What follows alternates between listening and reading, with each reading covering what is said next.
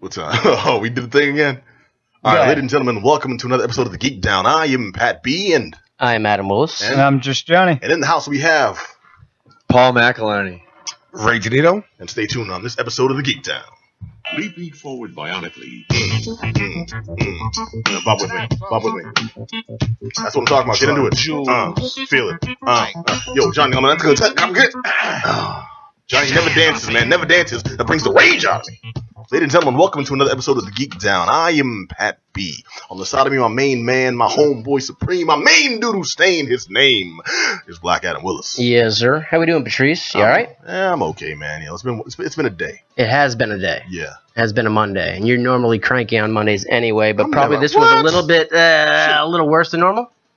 Today was pretty bad. All right. Yeah. All right. Bad things happen. Yeah, bad things happen. But on the good news, we got a good show tonight. We also got the Ungovernable Films guys in the house today. So we got Paul, we got Ray. How you doing, guys? You're doing fantastic. Thanks good. for having us. Absolutely. Absolutely. I'm glad you are in house. And also, you may realize you're on camera over there. Say hi to the people. That's a camera? So I shouldn't pick my nose. Cameras. Well, if you already done it, man. Or my butt. It's too late. Yeah. The people have seen it. The people have spoken. You will be judged. I'll just keep going then. You probably got like 10,000 more followers from me. Right. All right. And also, but those visuals are controlled by the man over there, looking very focused. I'm talking, of course, about just Johnny. Yep. And he also put the Nintendo Switch right in front of my face and tried to tempt me to actually play this game You while want to we get got some on, stuff man. going to do. You got like records to uphold. Yeah. Yeah. So bad at it. I believe you. Don't you still hold the record of fastest knockout in that Ultra Street Fighter joint?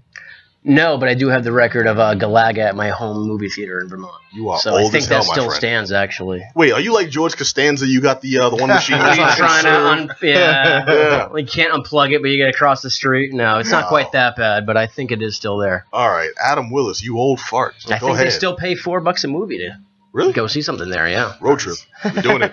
Pay like $97 in cash. You probably still save money what you're paying around here. Yeah. Oh, twisted.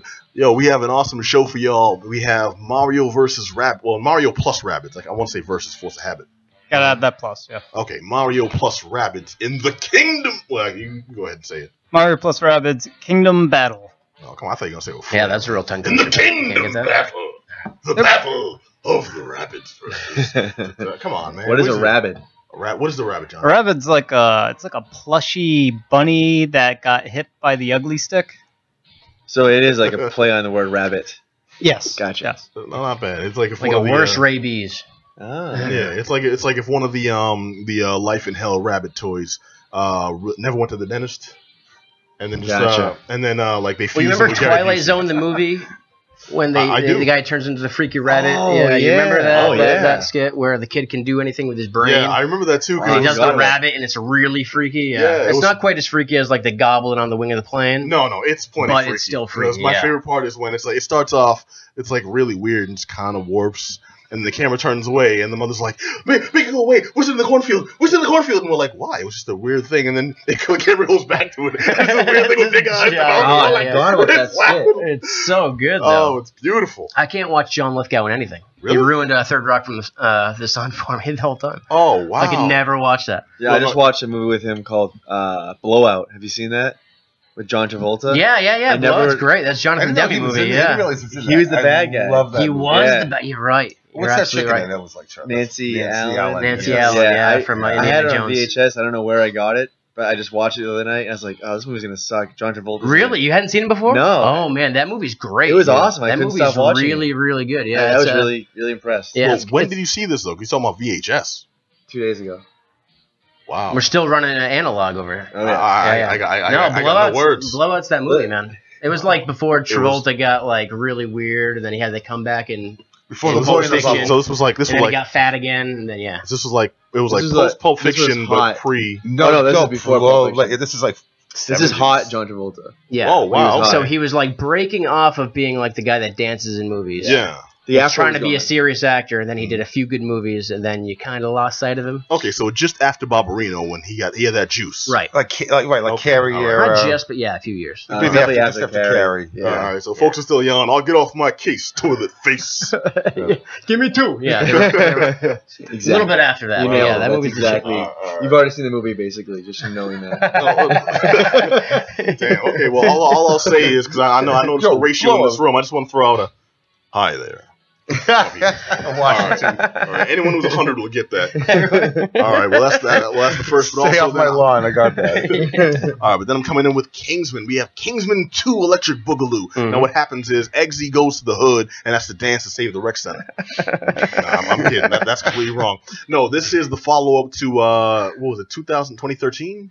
Maybe. I think it was Sure. 2013 or They 2014. all bleed together at this Well, point. my battery's just like almost dead, so I can't look up the actual date. But Kingsman, the just breakout hit that no one expected a few years ago. Yeah. And I mean, dude, Colin Firth is a badass. Who saw that coming? Yeah, after that Oscar win for playing this old king that can't read, you wouldn't Yeah, probably he's- peg him as doing this. Well, y'all walking the fit. This old soft ass, moist ass. What's he gonna do? And this is church scene where he just messed up everyone, and it was beautiful, and I shed a tear for the violence. Who's the director of this? Was it Vaughn? Matthew Vaughn. Matthew Vaughn. But Yeah. like in the trailers for this, it's like Kingsman, directed by the guy that made Kingsman. It's like, oh, the guy that did the first one did this one? That's awesome! Well, Yeah. Kingsman's the It's type like, of what property- else they cares, Well, man? they're really selling on the juice, and I'll give the full breakdown on what they got right, what they got wrong. 'Cause I think Alright. this one's gotten a lot of negative press undeservedly, so I'll get into that in a few. All right, well, if you Alright. think so, I'll And- listen. All right, and then we'll talk to our friends here. Now, you all are friends of the show. Well, you are a friend of the show. You've never been here, if I'm That is correct. And all right. Well, be gentle. you're fine. You treat our friends well. Yeah. Lock the door. First time. Nah, you'll be okay. But no, friends of the show, ungovernable bring films. up the gim. Yeah, I was just gonna. oh, jeez. I don't know what kind of show you've been watching. Bring up the gum. Bring out the Oh gum. boy. Geek Down After No, Dark we'll over keep the gum. here. We'll keep the gum far away from here. All right, but now you guys are going to give us a lowdown on the screening of The Streets Run Red. Yes. The Streets Run Red. No, that's wrong. The Wow, Streets you do that well. Run Red. That works. That sounds a little like that sounds a little like I'm off giving my ass. options. I don't He know does what- voiceover, by the way. We should have waited to do the trailer. You missed out. Yeah. From Ungovernable Films, kids, they do spooky stuff. It's gonna be hilarious. You can also appear in front of camera just like Lloyd Kaufman too. Just is that a black Lloyd Kaufman? Oh, well, thank you. No. We're gonna talk to these cats and get the full nitty gritty, and then we're gonna kick it over to Black Adam Willis, Mhm. the blackest of the black. We're also gonna review American Made too. Yeah, so we got that going. dude. I've been wondering what she's doing since they canceled the Tick, man. I mean, Patrick Warburton's they? been good, I didn't get but that news. no, that's a dual reference. If she was on the live action with Patrick Oh, Warburton. my bad. No, it's A-okay. It's A-okay. Now we are gonna jump right into it because Johnny, I want to hear the ins and outs. I want to hear what's going down. I want to hear what's down the pipe. Down the pipe, you'll find a whole lot of weirdness going on as the Mushroom Kingdom has been invaded by Ubisoft characters. That sounds disgusting. All right, so Mario plus Rabbids. Okay, now first of all, Mario plus Rabbids. Are they working together? They are working together. They're also working against each other. It depends on which Rabbid you come across at any given day. Ah, okay. So there's like dissension in the ranks. There is. Oh, well, they're all just like a ragtag team of like screw ups. So they'll just, if you have like a pie, right, sitting on the windowsill that has just been freshly baked, it's cooling off, right? Mario's The gonna put a Rabbids chunk are in the it. I know, I ones. hate that dude. It's the Rabbids. They're the ones that are just going to take that pie and just mess it all up. They'll probably throw it on the floor or shove it down the toilet. Is it an Andy Okay. Griffith episode? Sounds like that's exactly what that sounds like. That's what they do. So the premise of this game is all right. So for anyone who doesn't know, this is Mario, and then there's Rabbids, and they're completely different franchises, right? Yes, One's they from are. Ubisoft, one's from Nintendo. The premise is there's this little girl. She's like this really famous engineer, scientist, and she invented this really cool gadget. It's like a little visor, and whatever it looks at, you could sort of combine two different random objects that don't even belong next to each other, combine them, and it turns into a new object that is the union of the two things. So she made Google Glass Yes, Okay. on crack. on crack. On crack. Okay. We'll Uh, not sponsor this show now. so it was still a little buggy. It wasn't working fully correct. Okay. And she sets it down. I think like I can't remember, but her mom or whatever calls her up for lunch, and she like goes up the stairs. She's in her basement, by the way, putting all this stuff together. This is a very Ubisoft plot line here. Is this what you just tried to have me play before we started? Yeah. How do you open the door? How do you open the door? you move around. You To have the to room find where the pipes. game You is? hit a There are no button doors. to open the door. So it's Mario style. You You have made to, it like you have to 10 basically- seconds in. I'm like, I give Yeah, up. it's basically it's a cartoony B&E simulator. Beanies. So her little device goes haywire while she's away from all the bugginess. And her room, by the way, she's like this massive Nintendo and video game and just fan of like all sorts of stuff. And this whole sequence plays out like a Pixar movie. Really well done. And it goes haywire, and it just combines these random Rabbids figurines with Mario figurines that she had in her room, and they combine together, and there's like this weird tornado whirlwind, and all of a sudden all of this random crap that was in her room get mixed together in this virtual world that is Mario's world, and now this randomness gets invaded into it, as well as the Rabbids that get invaded into it and sort of just ruin the whole Mushroom Kingdom. All from the mind of one fan who made a device. Who made a device that has superpowers. Okay, so now we're playing the game, and in the game, there's a fan of the game making another game. She's not in the It's a game. meta game. She's not in the game. She's not, but her device is in the game, and the goal is to stop that device from doing all sorts of shenanigans. Yeah, you're right. This is meta.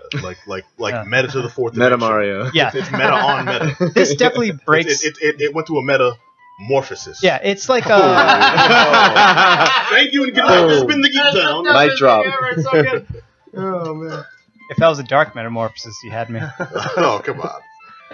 Let me have my win. Anyway, yeah. So it's essentially that you have to stop this device from doing its crazy things and further messing up the Mushroom Kingdom. And along the way, you're coming across Rabbids that are I don't know if to call them possessed, but they are sort of against you, and then as soon as you defeat them in battle, they get either teleported back to their world outside of the Mushroom Kingdom. So you're playing as Mario, sort of. You're playing as this little Roomba. Sort of. What's It's sort of? meta. It's You're meta. controlling a Roomba. It's A meta. Roomba? Roomba, another one of the the vacuum? the vacuum? yeah, but it has rabbit ears. It sounds a lot like the plot to Face Off. There, you can see it right sounds here. Like lots and lots of mushrooms were involved in making this game set in the Mushroom Kingdom. No wonder you I couldn't ate open the mushrooms while I door. was playing it. So you're- That's why you couldn't open the door. Yeah, that's why you couldn't. Roombas don't open doors. So this door won't open because that's a wall. So you're playing as this little Roomba, and you have Mario and other characters that are part of your team that you're building as you're playing through the game. They're following this Roomba around, and as you're exploring the Mushroom Kingdom and all the randomness that has happened, and How did they come up with this? Drugs, sir. yes, Lots and yes, lots of lots drugs. of that. This is my yes. favorite part of the show. Like Johnny doing video game reviews, explaining the video game. Like it makes sense when you're playing it; it's right in front of you. But like the actual right. words Did I mention is there's a so Roomba good. involved? Well, no. See, what all it's missing is in between every third sentence. It's exactly right. It's so good. So So they fall in a Roomba, right? And the door would okay. and I found the pipe. It makes perfect sense now. It's completely there's like toilet humor all over the place. Like you have Peach's castle. There's Okay, like no. glue all over the place. There's a toilet right next to Peach's, a big oversized toilet. It's like the size of a major monument, and it's right next that to just it. because not- that's not- Yeah, it's right there. You can see it right over there. Not to There's a cut you Goomba off, flying but, on it. not to cut you off, but that Oh my poses God, a different you're right. question then, Yes. because Rabbids humor is kind of like, well, for lack of a better term, toilet humor. It is. How Yes. did that mesh with Mario, which is more of like a clean-cut, family-oriented series? You know? It actually works really well because you have the Mario characters which keep their dignity. They try to stay as for the most part, for what they can. They try to To keep, shield their eyes from the toilets. yeah, they don't approve of these types of toilet humor things that are going on. There's a lot of going on. Yeah, they just give like a little Scoffing. frown of disapproval, but then they continue forward because they're thinking, all Follow right, the we Roomba. still need to get stuff done. We need to Every fix science this. teacher in grade school. Do these characters ever actually use a toilet? Has there ever been a video game in which you have to use? Yes. Like, I Oh, mean, there have been many video several. games. have there that where you Oh, yeah. actually Conker's like Bad that? Fur Day, Yeah, you most said? famously, the first Dead Rising, where you couldn't save you could only save the game in the toilet. I'm going to go a bit That's further true. back and say Duke Nukem. Right. toilet's Oh, there. That's better. That line. Yeah. Every time you take a piss. I don't Yeah. know, what do I- you wouldn't say Postal or Postal 2, where toilets are weapons. Oh man, Yeah. there's so many. So there. There's so Yes, much. there is. Yeah. Also, my favorite part of that, just quick sidebar, my favorite part of that game, which has the dirtiest stuff imaginable, is it's nothing dirty. It's surprisingly your melee attack is there is no attack. You just like put all your guns away, and every time you come up an enemy, you go, move along. Move along. That's your attack. Everything else is chainsaws and shotguns. You put these all away. Hey, move along. You know what else has guns? There's still the rule of law. This game has guns. This game has guns. This gun, like, yeah, like Mario has proper guns? This guns. is Not like I spit a fireball. Mario Well, has they're guns. like laser ray guns almost, but they're very much designed what would fit in a Mario world. So you have like a gun, but it's shaped like a bullet bill, and it shoots bullet bills out of the bullet bill cannon. I'd be gun. okay with that. You know, It's like actually, you there see are bullets cannibals. in the original Mario game. Yes, Yes, yes, so there were. There are. Just Yeah. single giant Yeah. bullets Yeah. that you can like actually step on and like kill. And they wouldn't hurt Looks like anybody. a real Yeah, they don't look like. Yeah. Well, I love a bullet bill If they because hit you, you probably it's blow a a hole in your bullet, chest. and if that's not bad enough, it's gonna shoot you. But it's also got that mouth, Yeah. so it's a bullet. It's a cannibalistic bullet. It's going to eat you as well. Yes. You know, like for hyper death, I guess. Right. Yeah, so you have these guns, and the reason why you have these guns because the main crux of this game is you're exploring the kingdom, and then interspersed throughout the kingdom, there's these arenas that you're going to enter into a battle with the bad Rabbids that are sort of inhabiting it, and you're shooting them and going at them in a turn-based tactical squad style game. We're talking like XCOM level tactics, like I'm sorry, I went all cross-eyed. a turn-based Mario Rabbids game that has toilets and turn-based tactical gun shooting gameplay. You're right. Yeah, Adam, these are the best descriptions ever. These are the best of times. I think. Okay, so We're is peak okay. 2017 right now. Okay, from what I'm hearing, then with all this, before you said turn-based, I was thinking this would possibly be a team game. Is it single player? It's single player, but there is co-op optional levels that you can do with someone else, and you split up your team. So you control 2 characters, your partner controls 2 characters, and you're taking on whatever scenario that they're giving you for a particular challenge. So there are co-op levels on the side. What would have been nice was if there was sort of head-to-head competitive co-op.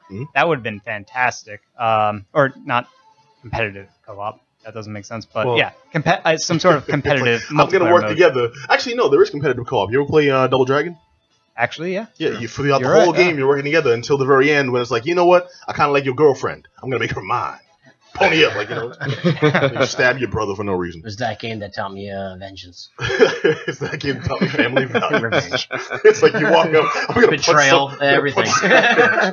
All right, okay, so John, Most of what I applied in my adulthood actually was learned from that game.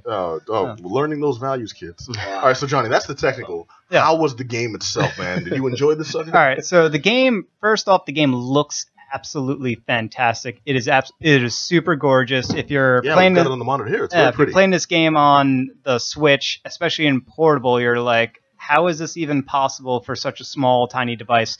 It looks incredible. So It's on 4K. no. We'll On get the little Switch 720 on the big It's screen. Meta 1080. K. All right. Medicaid.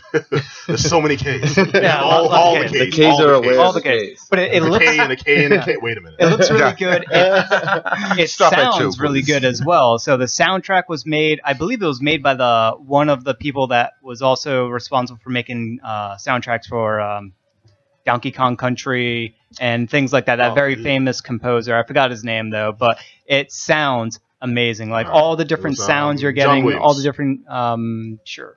That Hans guy. Zimmer, I think it was. That person, yeah. Danny Elfman doing music. Ennio Morricone. And you're so the sound's incredible and the visuals are really good. So it has a very nice feel to it where it's very friendly, but it's also challenging because you're playing you're going through these combat scenarios and it's semi-puzzly and it's very much on execution and what you're able to do against these enemies and chaining together and using your own squad members to sort of team up and go against the other person. Now, that's on the battle side. When you're not doing the battle stuff, you have like these humor elements of you're exploring the world, you're seeing how twisted the world has become because the Rabbids have done their weird stuff and there's like this weird tornado thing ruining everything. And then you also have some of your team members are actual Rabbids that are cosplaying as the Nintendo characters. Yeah.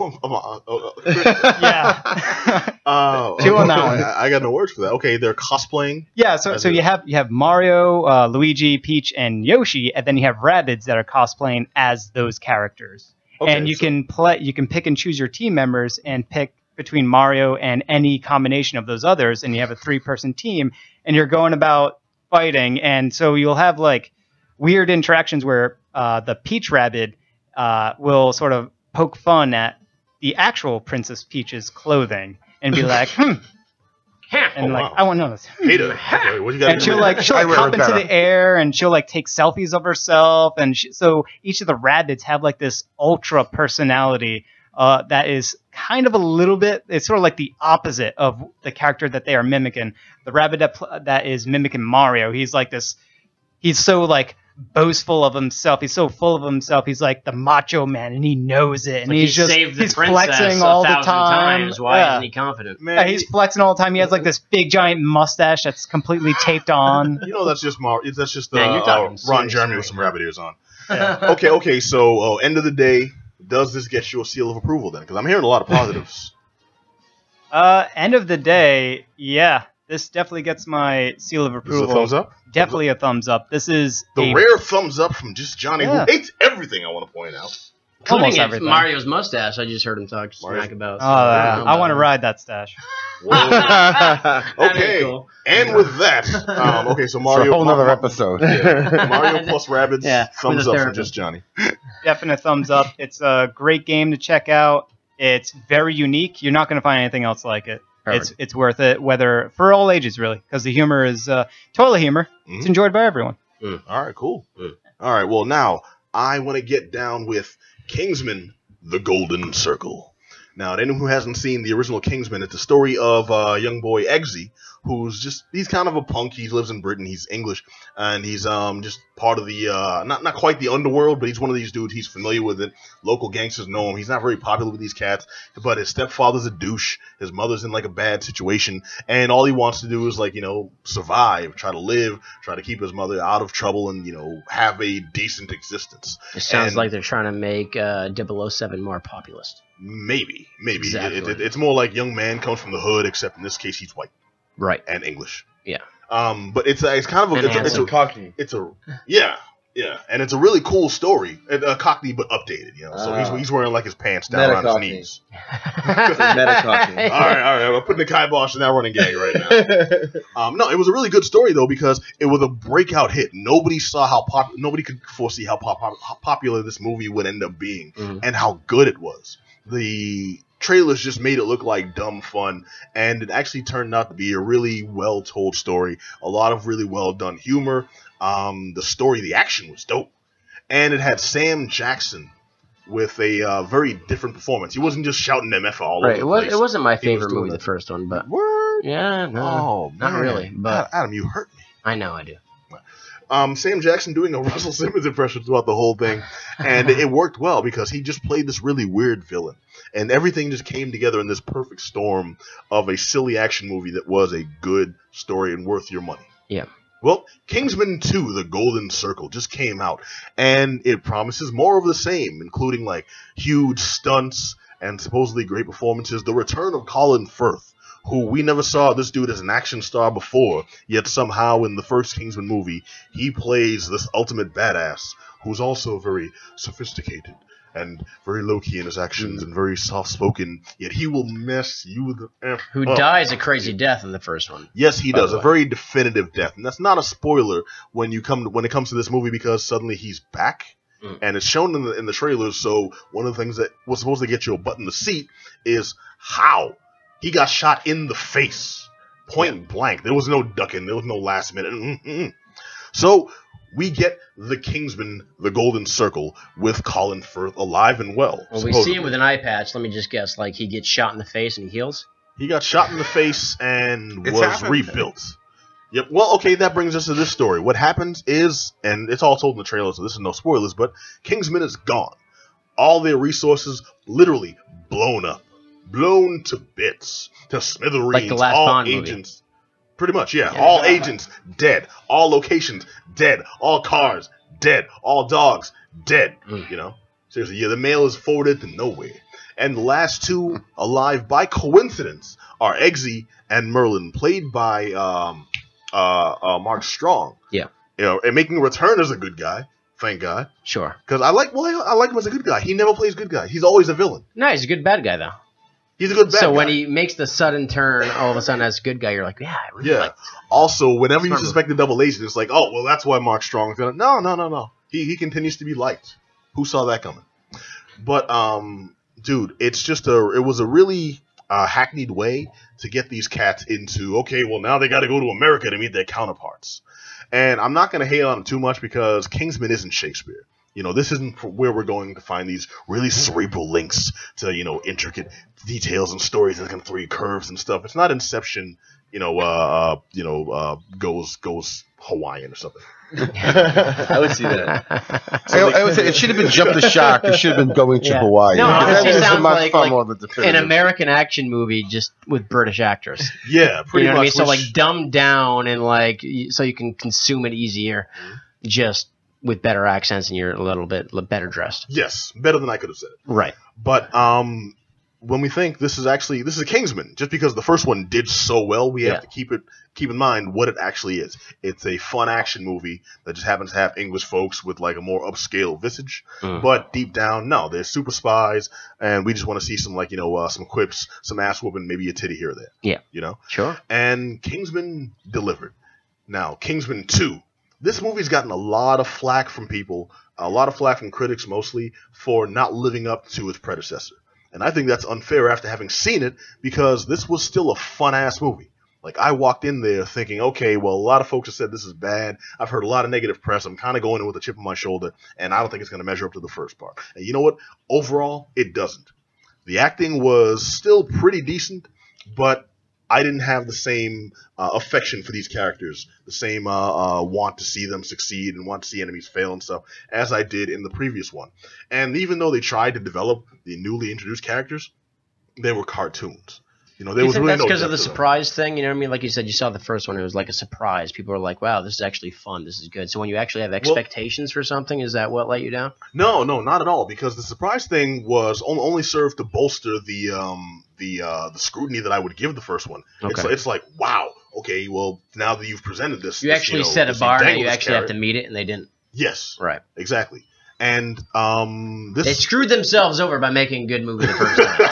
Yes. No. You can't say that the because sophomore curse. Yes. You know, like a No. band's second album is always, you know. Well, okay, I think it is because you can tell, Yeah, you can exactly, smell it from the second you walk in the theater. This was made because the first one did so Right. well. Yes. This wasn't a planned story that they had laid out. This was just, okay, we want a movie, we want it now. The studio had their thumbs on like, you know, they had foots on necks on this subject. How many cases are there of that? You know what I mean? Like, wow, you actually like this? Let me just make another one. Well, here's where it falls flat. They delivered the first half of a very competent movie. You know, Kingsman blows up. It's corny, but they did it well. We see Eggsy as an agent, and it's kind of played up as a satire of Bond, but they did that part well. Then they introduce Channing Tatum, who, as someone we've come to respect as an actor, he's really come into his own and outgrown that image of, well, you're just some abs who can dance, ain't nothing, you know, behind there. And then came 21 Jump Street, and we're like, okay, this dude has chops. And this movie seems to have regressed him into, like, every line he's saying is like, well, where I come from, my mama I still said. see my And I'm thing with like, Channing Tatum. I still think he's a bad actor, but he's been carried by directors who've fallen in love with him. Take Steven Soderbergh. It's a very good director, but all of a sudden he's like, well, let me just make, you know. I love Channing Tatum. Okay. I know. I didn't say I don't think he's good, but I still think he's a bad actor. Doesn't mean you're not supposed to like him or you're not supposed to appreciate him. All right. Well, I just think he's asked to do too much sometimes, and when he tries to go above and beyond, like you have to use him correctly. A lot of like movies is about casting, about finding the right guy for the right role. You know what I mean? So Then like you, my sometimes friend- he falls into that character of like. Then you, buddy, will love this one because Channing Tatum is in it for all of like 4.5 minutes. They dispatch him real quick. Best 4.5 minutes. It's probably the best. I see him wearing a denim jacket. It's probably the best 4 minutes. Oh of yeah, the no, he's movie, playing. He's Cowboy Supreme in this one. Now they introduce Channing Tatum. They introduce Jeff Bridges, and Halle Berry. I And thought- they are part of the Statesman. I thought it had been Jeff Foxworthy with the way Jeff they played up these caricatures of us in the South. Yeah, no, You know you're a it's- Kingsman. It is supremely set in that really stereotypical overseas view Yes. of Americans. Everyone's got a cowboy hat. Everyone speaks with a hard twang, and but you know what? I'm not gonna hate on it too much because what it comes down to is the first half of the movie I really enjoyed. They really set up the relation. They try at least to set up the relationships carrying from the previous movie, including we were talking about before the show how the first movie ends on a the world is saved by butt sex. That's how I can sum up the end of the first Right, Kingsman that movie. is the actual end of the first movie. That is the actual end. Well, this one like has if you carried do over this, into you can do this. You Yes, can and that's put pretty it in, much the yeah. exact. face down, ass up. Yeah. That's the no. This movie carries over into an actual relationship between Eggsy and the princess, and it's a relationship you care about. Believe it or not, like this isn't something they threw in. Well, when are they going to kill off the next Bond girl? No, we want to see them succeed here, and it plays into the plot. That I thought was good because it was different. And then we're introduced to the agent of the Statesman. I'm like, okay, cool, we're going to see some new agents, some new action, some American style and stuff. No, we see Jeff Goldblum in a boardroom. Channing Tatum comes in, says some stuff badly, gets taken out, and then we're introduced to the one Statesman agent who we do see do some stuff. His name is Whiskey, and he's in New York. He's kind of different. He works Whiskey the from New York? Exactly. That's wrong. Yeah, but you know what? At least upstate New there's- York. I mean, you know. There's lots of reasons for why we see most of this character's action, but I think he was a less strong addition to the cast, and I would have liked to have seen more from Colin Firth. The way they reintroduced him, it's kind of hokey, but they could have worked with it on like a Terminator level, and that's all I'll say about He's that. on a Anything different more would be pay grade now, though. spoiler. I got to But- pay him by the. Well, no, minute. he earned that paycheck up from the first movie. This was just like he was like sleepwalking through this stuff. I got you. There's reasons He's like for it. what's that? Any action star in the last 5 movies they made. Yeah. He's ready for Expendable 7. But what it comes down to is this was the first half of this movie was great. The second half shows a really wasteful presentation of Julianne Moore. She's capable of a lot more in this movie. She's the big bad, and they do a lot of stuff with this. But all they really had her do was give kind of a saccharine line, and then do something really raw and gory. And the gore level in this one, just the rawness, was stepped up exponentially. And there's only like 3 or 4 scenes. They pepper them in, but when they do, it's like very unnecessary for this franchise. This was on some like the Predator 1 level. It's weird, it's Julianne like- Moore. She can slip between like Oscar Farah, then she does like Next with Nicolas Cage. Hey, I like You know what I mean? I Like almost I back to back sometimes. It's Yeah, well, like, eh. she's versatile, man. I will definitely give her hers. I think She this got a movie paycheck. kind of she's getting made. this She's movie getting kind of wasted her, but at the very least, actors got to act. I will say Actors gotta act. I would recommend cats check this movie out because it was still fun. A lot of people have been hating on it for many of the reasons that I said, but I don't think that made it a terrible watch. It's not a great movie, but it's still something that I would say at least check out in like a matinee and have fun with it. Because the parts that were fun were still really fun. We still got those hardcore, action scenes that made it a worthwhile. It's worth your 2 hours on a Saturday. And at the very least, the only things that really took me out of it were when it tried to be cool. It tried to capitalize on the scenes that were most favored from the first movie. Like they tried to redo the bar scene when Colin Firth took out the first that first group of punks, stuff like that. But overall, it's still worth at least if you can get a discount ticket, I would recommend seeing Nothing's it. more guaranteed to kill cool than trying. Yeah. Hey, Plus, the whole you got to thing forget smacks it's of effort, September. man. You know what I mean? You got the Oscar fair coming out October, November, and December. So this is like kind of the month where you're going to see some last minute trash. You know what I mean? So Last minute go trash. enjoy the movies. You know what I mean? No, very true, very true. Speaking This one, it's a soft one, but Kingsman 2 earns my thumbs up. Now we're gonna kick it over to. The Ungovernable Films folk. Oh, I'm Paul trying Howdy. to call him out with a mouthful. All right, but yes, these gentlemen from Ungovernable Films, friend of the show, and come back to tell us, give us the inside info on the screening of The Streets Run Red. Red. Ah. All right, so give us the inside stuff, man. What's good? First of all, thanks for having us back. Oh, Of please, course. man. We're happy to have you back. Do you guys were know? awesome. You know where I saw this guy recently? You saw Pat recently? At a burlesque show. Yeah, Sure. Pat's out there, man. We got a we lot know- of friends we know of the I'm- show that are. My wife was in My it. first Was it? ever. Yeah. ladies Which and show was it? The Final Frontiers. Okay. So, And I saw him. He was in line in front of me. Uh-huh. And I saw him. I'm like, I know this dude from somewhere. and apparently he was doing the the same Haitian thing. dude with dreads. Yeah, Well, you've seen him one place. Yeah. Well, I mean, honestly, you think about like the type of show and where it was that over on there. I kind of stand out. It's like the one burnt French fry. Well, so we have a lot of friends of the show that come on here that are in the burlesque scene. So a There you lot of go. the Yeah. Oberon shows, they always come here. So I'm glad you guys hooked up because I'm glad you're back on the Yeah, show. I didn't That's know your why I wife was wanted to even say in one of the performers, man. I may have seen her before. Bring her on Maybe, next time. Yeah. Oh, yeah. She'd love to come on. Yeah. But, yeah, so I ran into him. And somehow we figured out who each other were. Yeah. I don't remember how. After a whole lot of Yeah. looking at each other across that room, like, And, fight the student, what's going on? among other things, we did fight. But, no, but... so I said, hey, well, we have a new movie coming out. And that movie is The Streets Run Red. So here we are. Yep. And he said, let me know when there's a screening scheduled. And there is one. Yeah, For I was October very interested, 23rd. 3 And, weeks from tonight.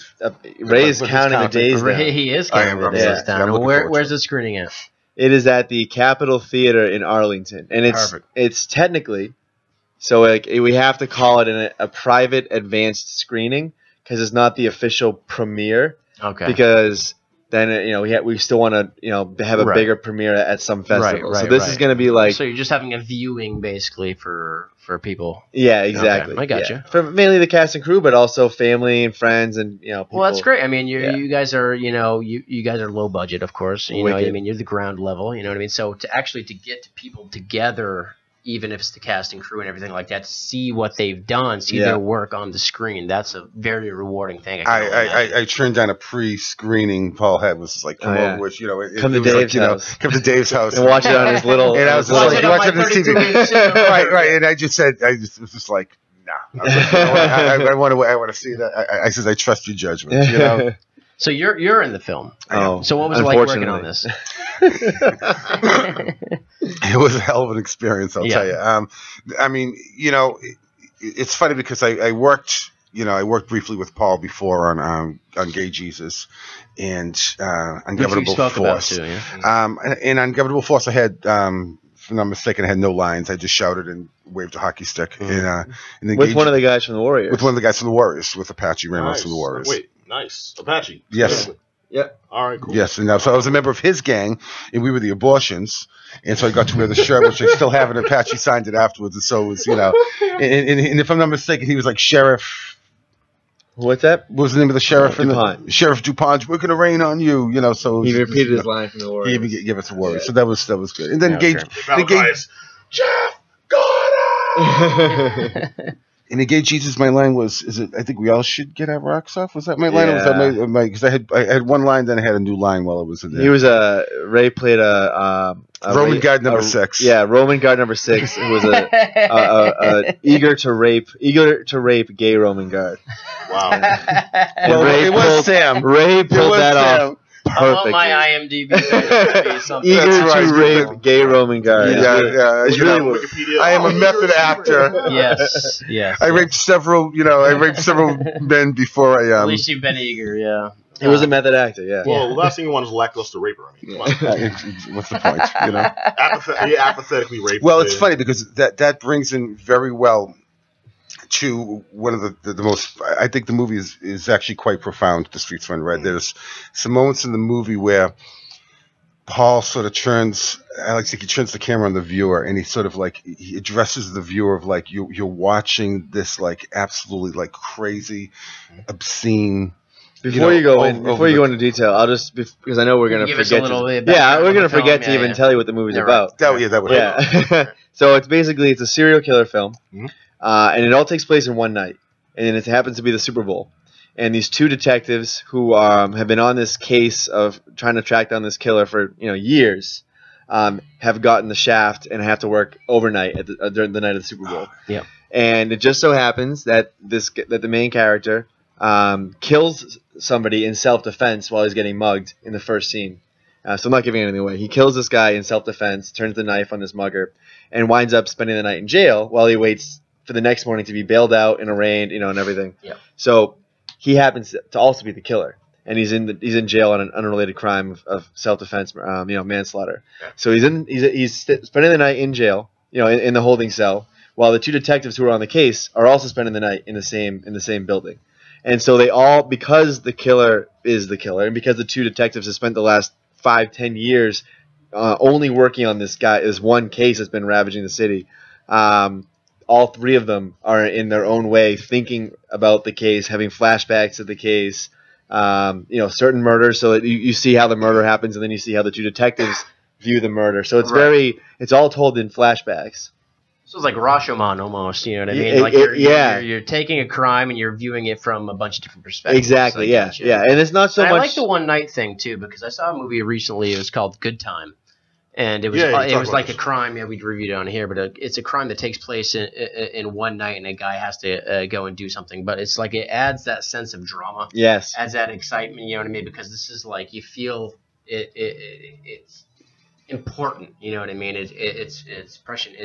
You need to get it done. Mm-hmm. And so, like, this sounds fantastic, but I like the multiple. I mean, it does sound fantastic because it's funny. It's like, I just kind of immerse myself in the character, so I'm like, I'm not even exactly sure Ray made what the whole movie is. Ray made a Facebook profile based on his character. And his character is like a super racist, right-wing, misogynistic, homophobic. You are getting all the high-end roles. Worst kind, rapist, eager to rape, Beauregard, and then this horrible, like xenophobic, bigoted cop. And so I started a Facebook page, and I friended everybody, and I really just went out and just was like insulting Sullivan. Started being a troll, basically. Oh, exactly. And people were like commented to Sullivan, like Dave Sullivan, like, why don't you kill this guy? Like, literally, like, not unfriend. Why don't you kill him? Like why haven't you heard him yet?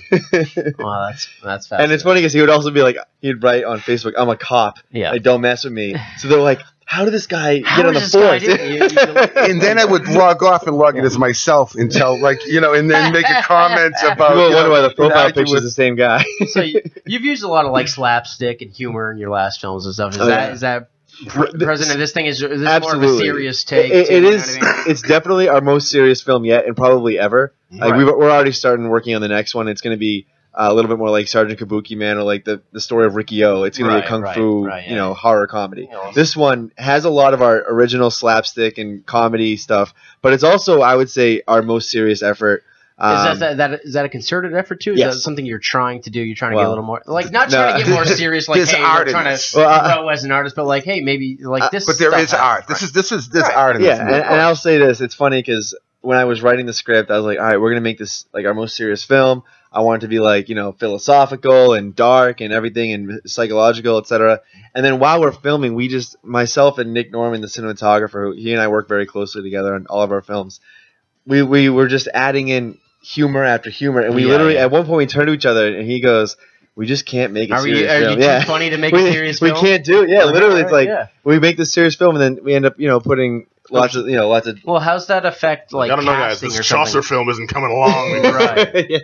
Well, how's that affect casting and everything? You know what I mean? Like, because you've always cast for like slapstick. You want to get like certain people in there. Like, what's casting like and trying to get like someone that can fit that role that can maybe do both? I don't know. I mean, have you ever, like, I'm saying, like, so Look, let's just cut to it. Can you hire Adam? Yeah, because he wants to. You're coming on a lot of non-actors and everything. Have you ever come across an actor so bad you're like, my God? Are you promoting yourself right now? No, I'm not in front of the camera. Yeah, we have. Yeah. I mean, here's the thing: is I'll give you an example. We had this one guy. I won't say his name. I don't want to, throw one of the bus. No, you don't need to name names. We had this one guy come in, Bladum Phillips, and he was auditioning for this movie, and I think he definitely had autism or something, and he was nice kid, but he couldn't. He was really distracted during his audition, like to the point where he was like talking to himself and mumbling between the lines. Sure. And I know that guy. Yeah, I think what's his name? Christian Bale. No, Christian Bale was yelling at him for messing with some lights. Maybe and he was delivering his lines while looking off at like the ceiling, and then he was folding a piece of paper into what was going to be a vagina.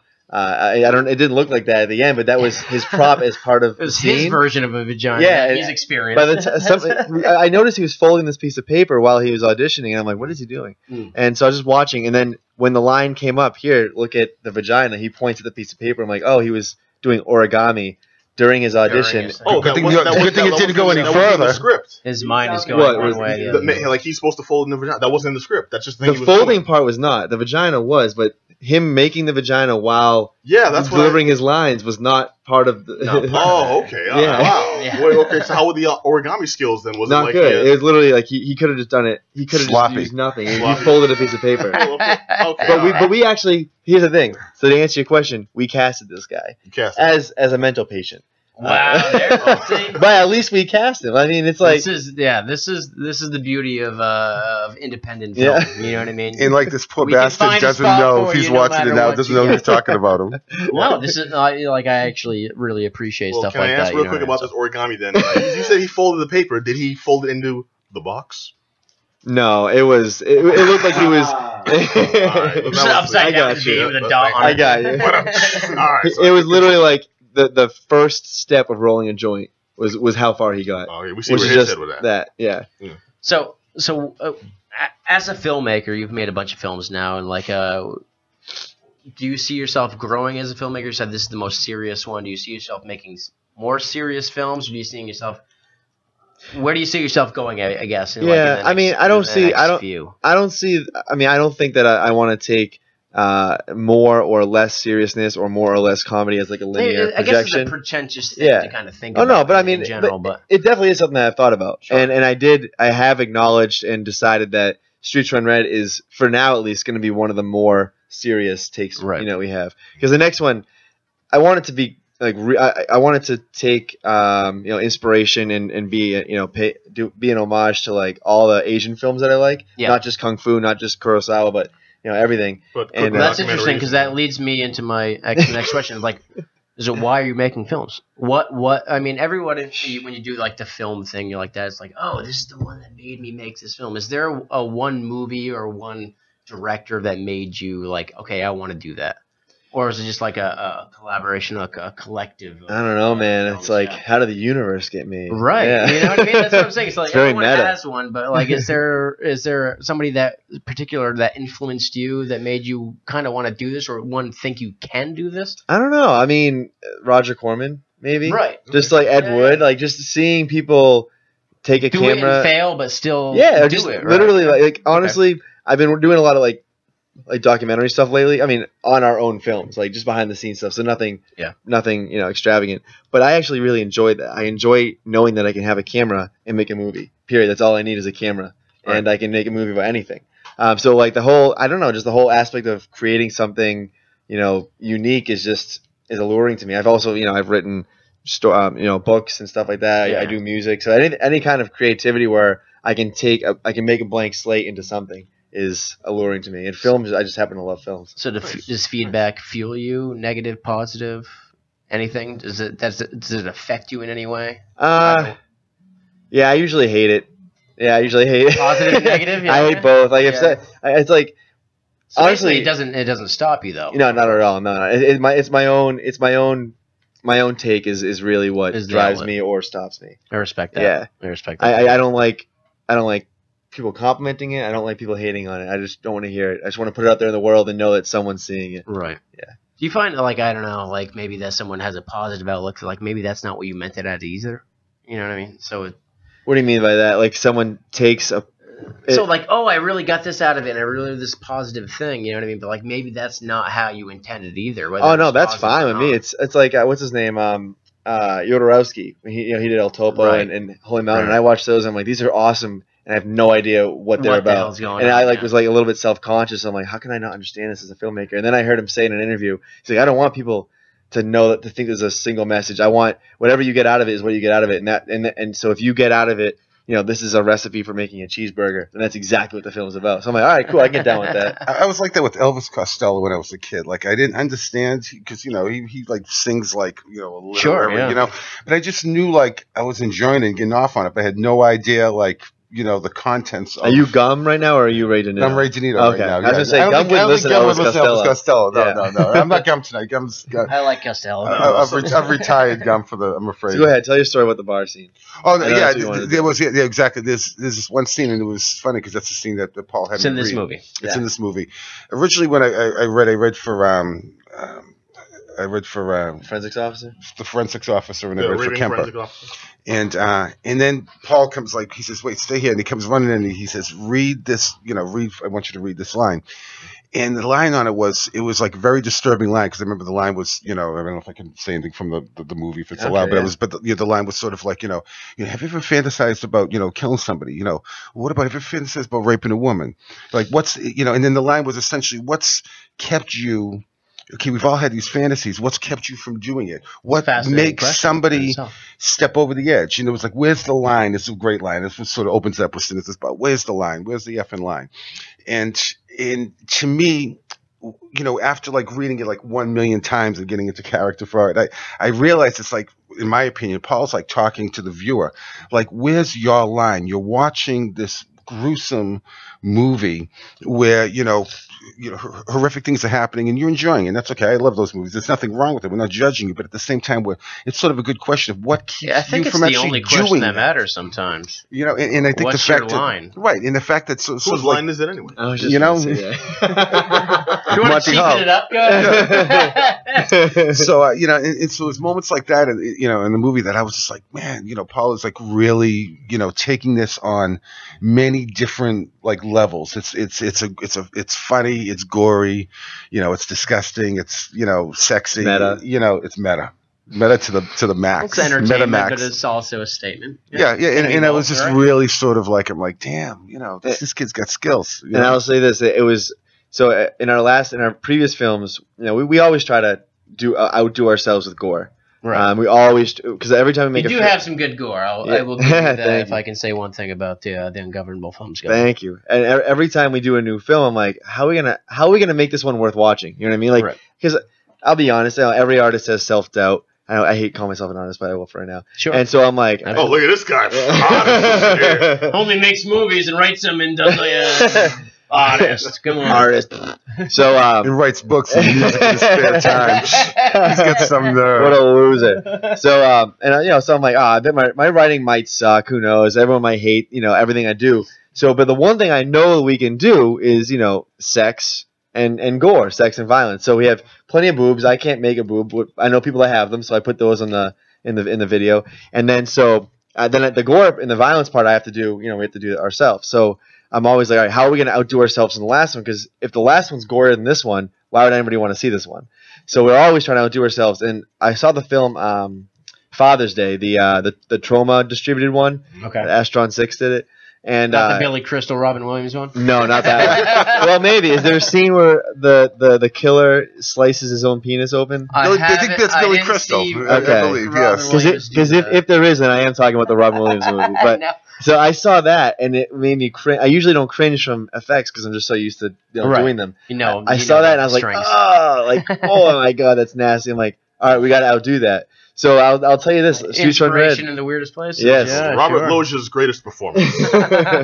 So I'll tell you, we really tried to be horrifyingly disturbing in The Streets Run Red, like to the point where like when I was telling people what they would be doing in the scene, they're like, "Are we really? Like, are you serious?" Yeah. So genre pushing. Yeah. Message, serious movie. I mean, it sounds like all the makings of something I would definitely watch. By the way. So Bill Whedon, you know Bill Whedon? He played the bad guy in Sergeant Kabuki Man, the Trauma film. I know the act. Yeah. Okay. I know him by face. Anyway. He's an amazing actor. He was in The Ungovernable Force. He played the lead bomb basically. Right. And we sent him the script because we love working with him. He's an amazing actor, and he wrote back and he responded. He goes, "I'm not doing this film. He goes, I don't do torture porn. I detest the genre. I detest the genre." And we're still and so he's already agreed to be in our next film because it's not going to be torture porn. We still love the guy. But you got to respect a guy with actual and anyone that says I detest the genre. He went up in my book. And he's. Do we ever tell you our Tony Moran story? Because we have one. Okay, lay it on me. No, our Tony Moran. Like, You have, but I'd love to hear it again. Adam's personal friend, Tony Moran, who was the original Michael Myers. Oh, that's not a great story, but we ended up reviewing something, and he called in early to talk to the actors who were promoting the film that he was in. Yeah. And started bitching at us about reviewing something else beforehand, and just told us off for about 5 minutes. And then, on air. On air. Didn't realize he was on air, and he's just suck. You guys don't know what you're Yeah, doing you in terms of like that. By the way, this is a short film he's in. This movie's maybe like 6 minutes 6 minutes long. We haven't got to it. He is a very intense. But Tony laid into us. Then I He's was like, awesome. "Hey, Tony, can we talk to you maybe next week?" And he's like, "Yeah, just yeah, get to me off air. I'll give you my number." Yeah. We got his number after like that. We're still friends. Yeah, he and Adam are tight now because of that. Yeah, why not? Okay, so stop like keeping us hanging on the line here. When is the screening? How can cats get down? October 23rd. Mm-hmm. 3 weeks from tonight. And since it's a private screening, to keep it actually private, you have to buy tickets through us. So you can buy them. You can buy them by emailing us at ungovernablefilms@gmail.com.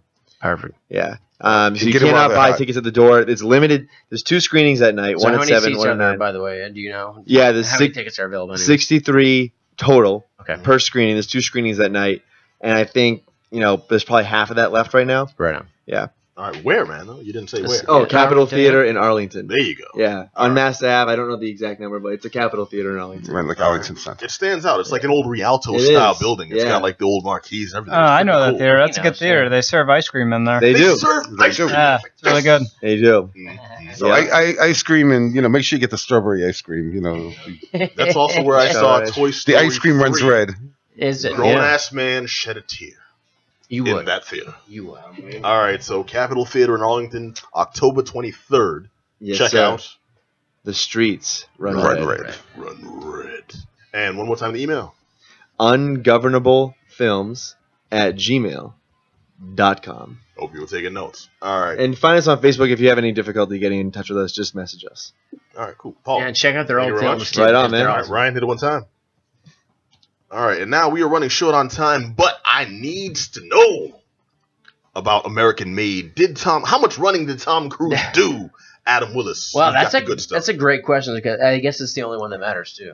How much running did Tom Cruise do in this Seriously. movie? Real Man, quick doesn't because we stop. haven't got much time, but this movie was on its way to being really good and then kind of just broke itself off and got all for real? really weird. Yeah, this is basically I forget the guy's name. I have it written down. Tom Give Cruise. me Based a on second. Barry. It's based on Tom Cruise's actual life. Bobby Seale, right?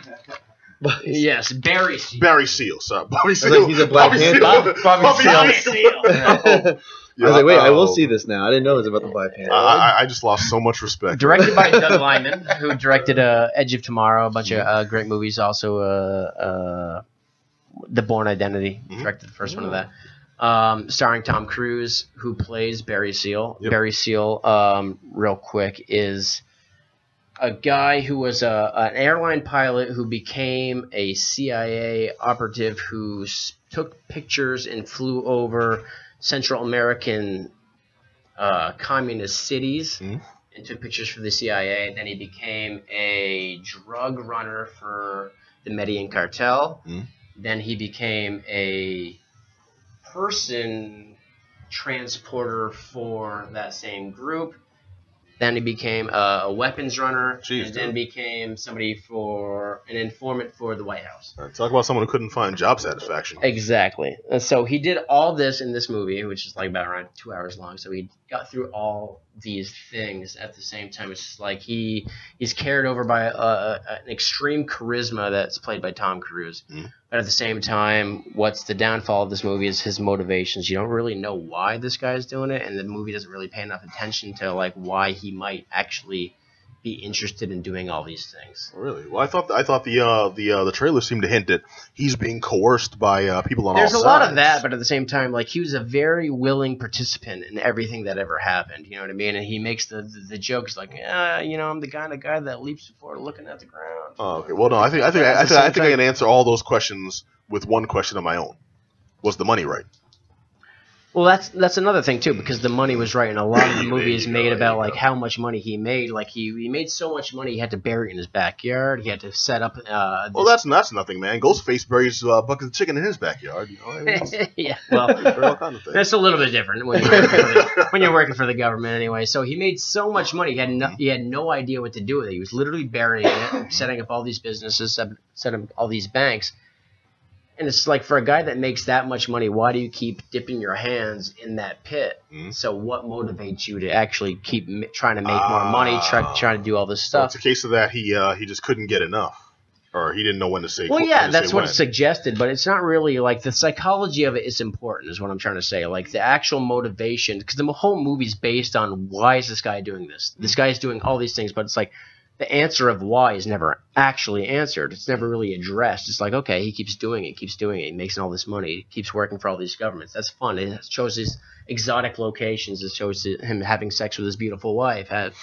Shows all these great things. But at the same time, it never provides you with an actual reason or an instance where that he might feel obligated or really compelled or feels in danger. I mean, the movie ends in violence, which is the truth of the situation. But yeah, Barry Seal was killed by Pablo Escobar's crew, right? Yes, that's a. How much is this? Is this a true story? Yes. How much is it a true story? Well, not knowing much about it before, you know what I mean? It looks like it's obviously played up Hollywood style, but like at the end of the day, like he did these things and he died. You know what I mean? So that is what's true. Right, but I'm saying like what's the knowing that what's important is like why. Like, you know what I mean? That should have been the focus, and I think that's what's put off a lot. And what we get is like the joys and the highs of doing all these things. And what's really, you know, I want to know, like, this movie should answer questions.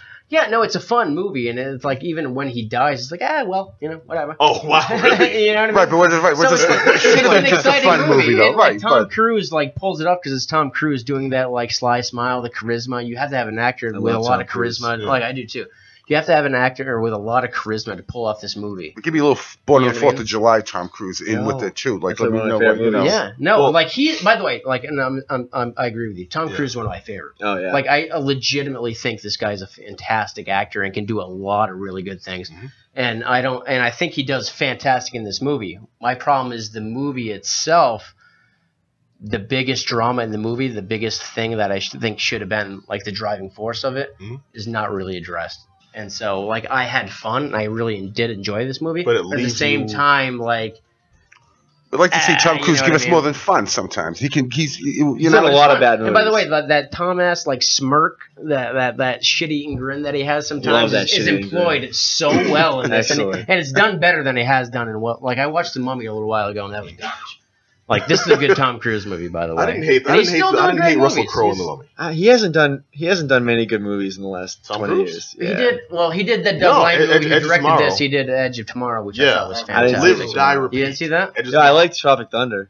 That was good. He was incredible in Tropic Thunder. You haven't seen Edge of Tomorrow, though? No. Oh man, Edge of Tomorrow needs to be seen. That's it. Yeah, also, if you don't like Tom Cruise, he dies so much in that movie. Really? Yes. Yeah. And if you like Tom Cruise, he dies like 900 called times. Live, Die, Repeat. Yeah. And that was the original.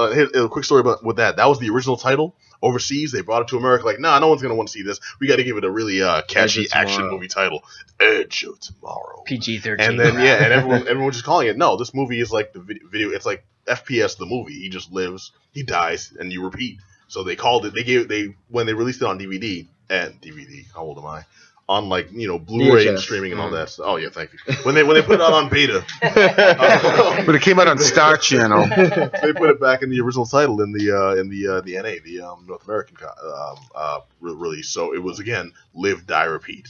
You can find it, and that's exactly what it does, and it delivers so hard. Yeah, that movie's legitimately fantastic. Yes, this one is good on a lot of levels, but like I said, to make this a great movie, not just a good one. I need to go a little deeper. Well, it's Tom Cruise, so I'm sure they'll answer those in the sequel. Unless this one makes no money and then we don't see it anymore. You know what I mean? So, Tom Cruise is fantastic in this because he's got all the money in the world to make a